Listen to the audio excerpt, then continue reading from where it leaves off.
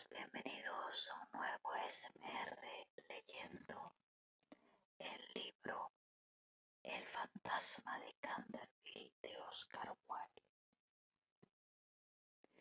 Va bien, creo que catalogado como cuento o algo así. Cuando a la mañana siguiente el almuerzo reunió a la familia Otis, se discutió extensamente acerca del fantasma. El ministro de los Estados Unidos estaba, como era natural, un poco ofendido viendo que su ofrecimiento no había sido aceptado. No quisiera en modo alguno injuriar personalmente al fantasma, dijo, y reconozco que dada la larga duración de su estancia en la casa, no era nada cortés tirarle una almohada a la cabeza. Siento tener que decir que esta observación tan justa provocó una explosión de risa en los gemelos.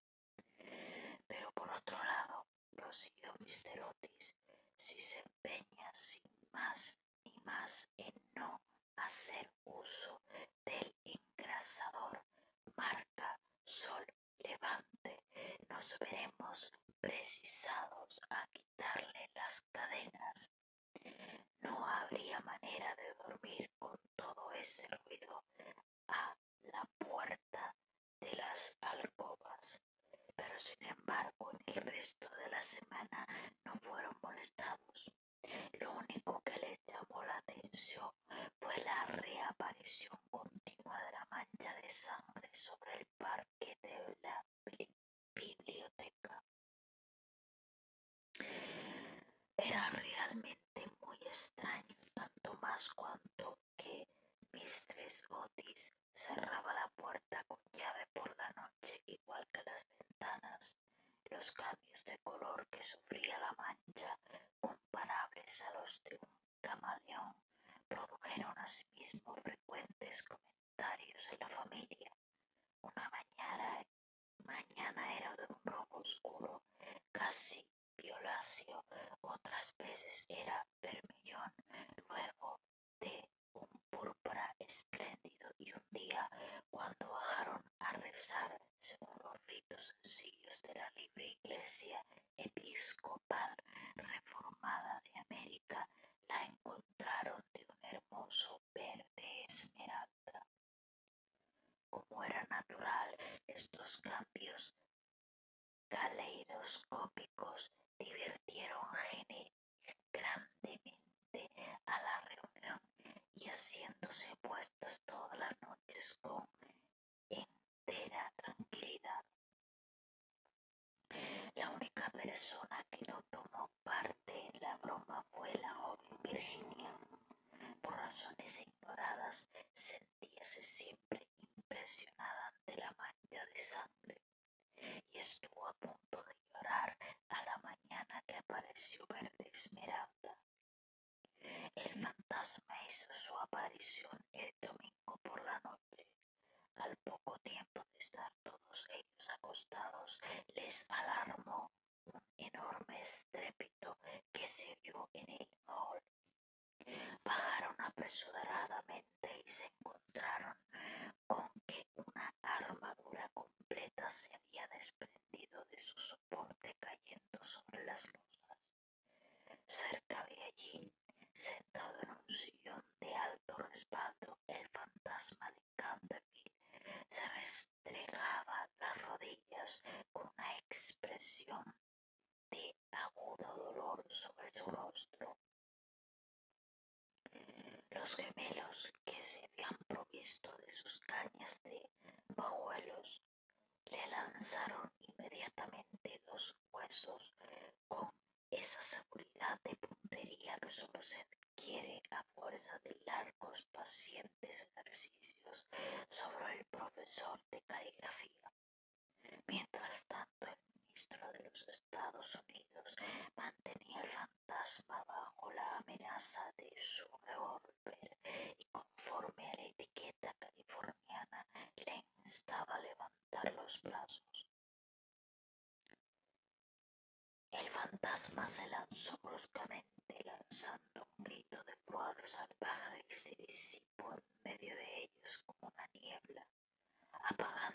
paso la vela de Washington Otis y dejándolos a todos en la mayor oscuridad.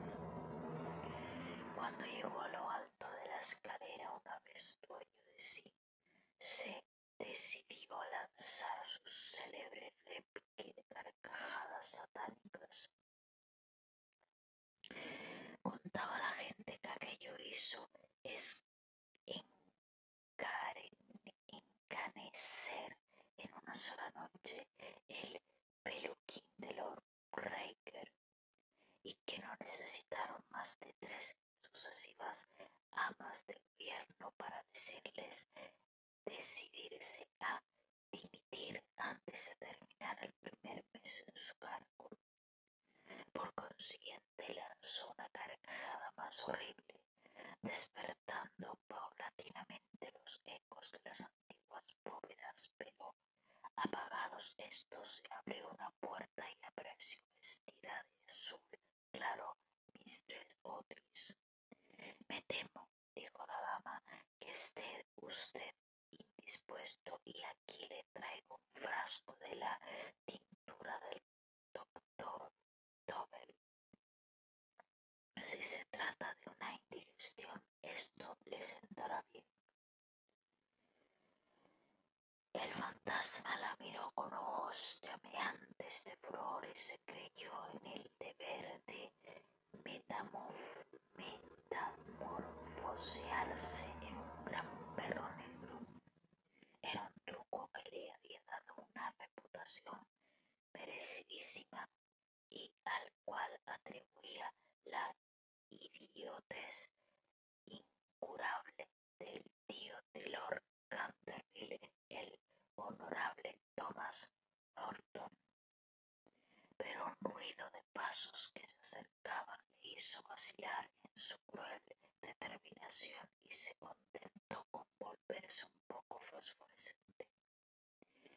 Enseguida se desvaneció, después de lanzar un gemido sepulcral, porque los gemelos iban a darle alcance. Una vez en su habitación sintióse destrozado, presa de la agitación más violenta. La ordinariez de los gemelos, el grosero materialismo de Mistress Otis, todo aquello resultaba realmente vejatorio, pero lo que más le humillaba era no tener ya fuerzas para llevar una armadura. Contaba con hacer impresión aún en unos americanos modernos, con hacerles estremecer a la vista de un espectro acorazado, ya que no por motivos razonables, al menos por deferencia hacia su poeta nacional Longfellow, cuyas poesías delicadas y atrayentes habíanle ayudado con frecuencia a matar el tiempo mientras los Canterville estaban en Londres. Además, era su propia armadura. La llevó con éxito en el torneo de Kenilworth, siendo felicitado calurosamente por la reina virgen en persona. Pero cuando quiso ponérsela quedó aplastado por completo con el peso de la enorme coraza del yelmo de cero y se desplomó pesadamente sobre las losas de piedra, despellejándose la rodilla y contusionándose la muñeca derecha. Durante varios días estuvo malísimo y no pudo salir de su morada más de que lo necesario para mantener en buen estado la mancha de sangre. No obstante lo cual, a fuerza de cuidados, acabó por restablecerse y decidió hacer una tercera tentativa para aterrorizar al ministro de los Estados Unidos y a su familia. Eligió para su reaparición en escena el viernes 17 de agosto con su agrado gran parte del día a pasar revista a sus trajes. Su elección recayó al fin en un sombrero de ala levantada por un lado y caída del otro, con una pluma roja en su sudario, deshilachado por las mangas y el cuello, y por último en un puñal mozo. Al atardecer estalló una gran tormenta. El viento era tan fuerte que sacudía y cerraba violentamente las puertas y ventanas de la vetusta casa. Realmente aquel era el tiempo que le convenía. He aquí lo que pasaba. Pensaba ser. Iría sigilosamente a la habitación de Washington Otis. Le musitaría unas frases ininteligibles quedándose al pie de la cama y le hundiría 3 veces seguidas el puñal en la garganta a los sones de una música apagada. Odiaba sobre todo a Washington porque sabía perfectamente que era él quien acostumbraba a quitar las famosas manchas de sangre de Canterville, empleando el limpiador incomparable de Pinkerton. Después de reducir al temerario, al despreocupado joven estaría en la habitación que ocupaba el ministro de los Estados Unidos y su mujer. David, ves allí, colocará una mano viscosa sobre la frente de Mistress Otis y al mismo tiempo murmuraría una voz sorda al oído del ministro tembloroso los secretos terribles del osario. En cuanto a la pequeña Virginia, aún no tenía decidido nada. No lo había insultado nunca. Era bonita y cariñosa.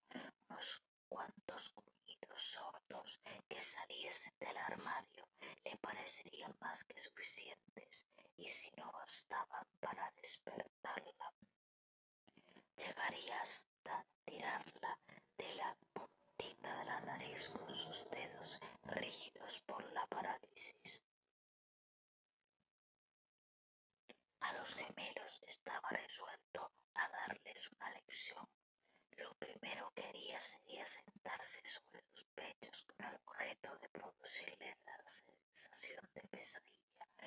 Luego, aprovechando que sus camas estaban muy juntas, se alzaría en el espacio libre entre ellas con el aspecto de un cadáver verde y frío como el hielo hasta que se quedaran paralizados de terror. Enseguida, tirando bruscamente su sudario, daría la vuelta al dormitorio en 4 patas, como un esqueleto blanqueado por el tiempo, moviendo los ojos de sus órbitas en su creación de Daniel el Mudo o el esqueleto del suicida, papel en el cual hizo un gran efecto en varias ocasiones. Creía estar tan bien en este como en su otro papel de Martín el Demente o el ministro enmascarado, misterio enmascarado. A las 10:30 oyó subir a la familia a acostarse.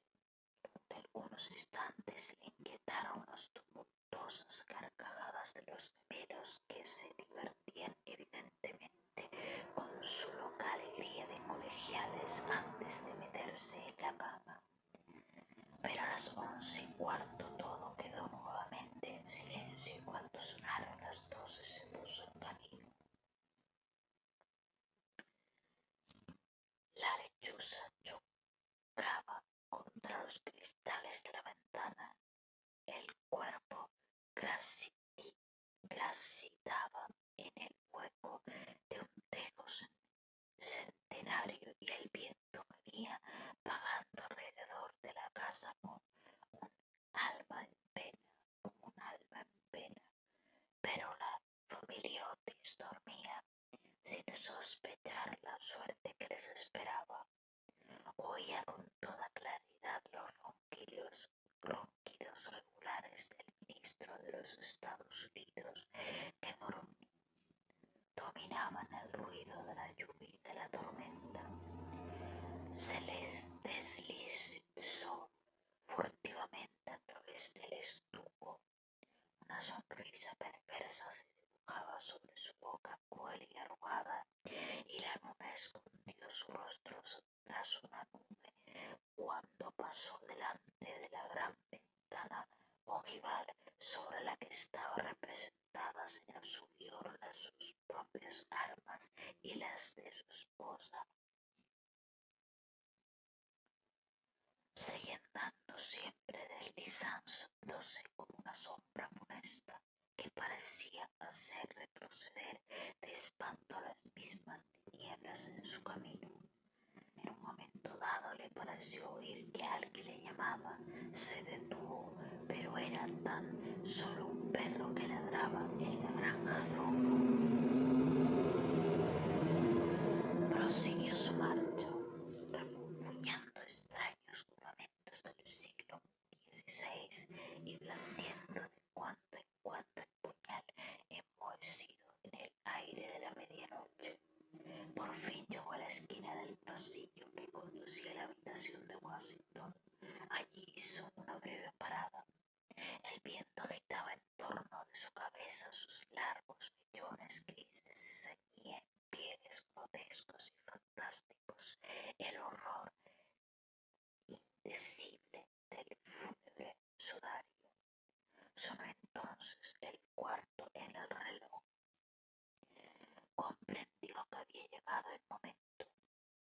Se dedicó una risotada y dio la vuelta a la esquina, pero apenas lo hizo retrocedió, lanzando un gemido lastimero de terror y escondiendo su cara lívida entre sus largas manos huesosas. Frente a él había un horrible espectro inmóvil como una estatua, monstruoso como la pesadilla de un loco. La cabeza del espectro era pelada y reluciente, su faz redonda, carnosa y blanca. Una risa horrorosa parecía retorcer sus rasgos en una mueca eterna. Por los ojos brotaba a las oleadas una luz escarlata. La boca tenía el aspecto de un ancho pozo de fuego y una vestidura horrible como la de él, como la del mismo Simón. Envolvía con su nieve silenciosa aquella forma gigantesca. Sobre el pecho tenía colgado un cartel con una inscripción en caracteres extraños y antiguos. Quizás era un rótulo infante, donde estaban escritos delitos espantosos, una terrible lista de crímenes. Tenía por último en su mano derecha una cimitarra de acero resplandeciente. Como no había visto nunca fantasmas hasta aquel día, sintió un pánico terrible y después de lanzar a toda prisa una segunda mirada sobre el monstruo atroz, regresó a su habitación trompicando en el sudario que le envolvía. Cruzó la galería corriendo y acabó por dejar caer el puñal enmohecido en las botas de montar del ministro, donde lo encontró el mayordomo al día siguiente. Una vez refugiado en su retiro, se desplomó sobre un reducido catre de tijera, tapándose la cabeza con las sábanas, pero al cabo de un momento el valor indomable de los antiguos Canterville se despertó en él y tomó la resolución de hablar al otro fantasma en cuanto amaneciese. Por consiguiente, no bien el alba planteó las colinas en su contacto, volvió al sitio en que había visto por primera vez al horroroso fantasma. Pensaba que, después de todo, los los fantasmas valían más que uno y que con ayuda de su nuevo amigo podría contender victoriosamente con los gemelos, pero cuando llegó al sitio hallóse en presencia de un espectáculo terrible. Sucedíale algo indudablemente al espectro porque la luz había desaparecido por completo de sus órbitas. La cimitarra centelleante se había caído de su mano y estaba recostado sobre la pared en una actitud forzada e incómoda. Simón se precipitó hacia adelante y lo cogió en sus brazos, pero cuál no sería su terror viendo desplegarse la cabeza y rodar por el suelo mientras el cuerpo tomaba la posición supina, y notó que abrazaba una cortina blanca de lienzo grueso y que yacía a sus pies una escoba, un machete de cocina y una calabaza vacía. Sin poder comprender aquella curiosa transformación, cogió con mano febril el cartel, leyendo a la claridad grisácea de la mañana estas palabras terribles: he aquí el fantasma Otis, el único espíritu auténtico y verdadero. Desconfiad de las imitaciones, todos los demás están falsificados. Y la entera verdad se le apareció como un relámpago. Había sido burlado, chasqueado, engañado. La expresión característica de los Canterville reapareció en sus ojos. Apretó las mandíbulas destentadas y levantando por encima de su cabeza sus manos amarillas, juró, según el ritual pintoresco de la antigua escuela, que cuando el gallo tocara por 2 veces el cuerno de su alegre llamada, se consumirían sangrientas hazañas y el crimen de callado paso saldría de su retiro.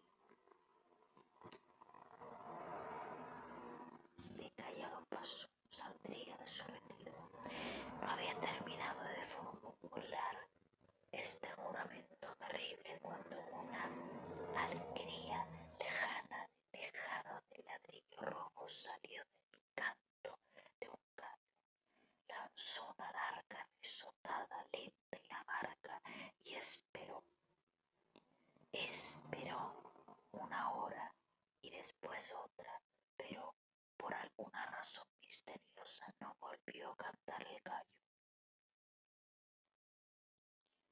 Por fin, a eso de las 7:30, la llegada de las criadas le obligó a abandonar su terrible guardia y regresó a su morada con altivo paso, pensando en su juramento vano y en su vano proyecto fracasado.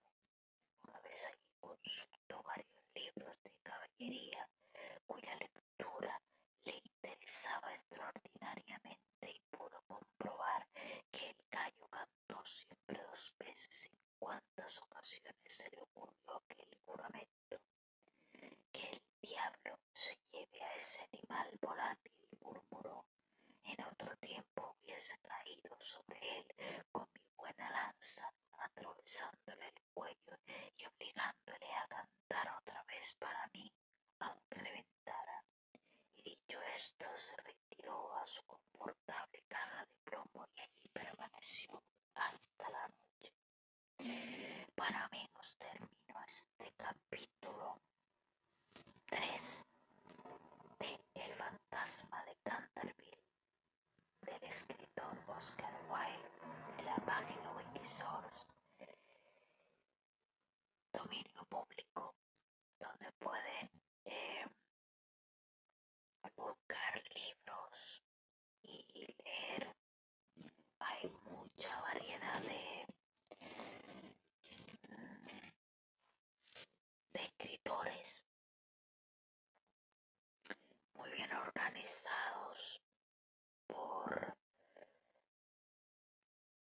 nombres y apellidos.